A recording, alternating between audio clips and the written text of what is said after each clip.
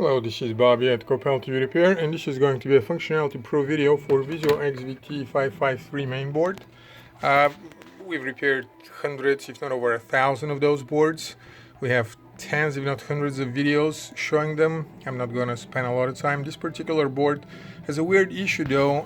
It had the HDMI selector busted, probably power surge through an HDMI, or maybe the IC itself has decided spontaneously to bust, and that probably also happens, though usually it is a lightning strike. Power transistor as usual was busted and had to be replaced, but now it exhibits a weird problem that we decided may be too difficult to tackle down and too expensive and unique. I've never seen something like that before on those boards, and at the same time it's not really that essential and crucial, and we notified the customer and the customer chose to go along with the way it is. I will try to show it. I'm going to power on the board now and explain what is happening. Okay, I just started the indicator show, and the problem is that when it starts, if it goes straight to the HDMI port that was left when the TV was turned off, in this case this will be HDMI 1,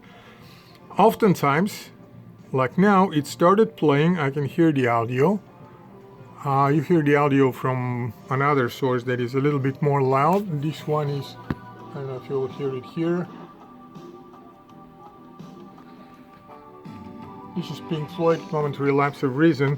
There is no video on the screen, and the problem is easily resolved if the menu is pulled up and another input is selected, and there's nothing there on HDMI 2, and then we go back to HDMI 1. And then, come on, did I choose HDMI 1? Let's see. HDMI, which HDMI is 2? I didn't select HDMI 1, I guess. There's HDMI 1. So when you select back HDMI 1, it works. And it's going to stay like that, and it's going to continue, and there's no problem. And sometimes it will pick it up properly. But more times, in the times that we tested, it did not. So at first we actually thought it wasn't working, the fuse was blown.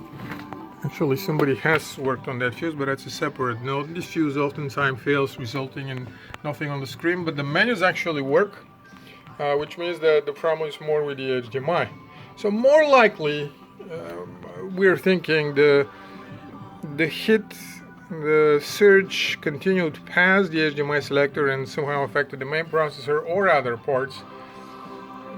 Maybe introduced some delay, some noise, and it's not fast enough. I don't know what the reason is. Anyhow, the customer chose to get the board back as it is for slightly less money and no warranty.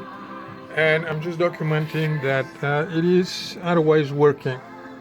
I couldn't switch properly otherwise, but that's what it is. Sometimes it will pick it, sometimes it has to be picked. For a 10-year-old TV, probably it makes sense to just go along like that. That is all. Thank you very much.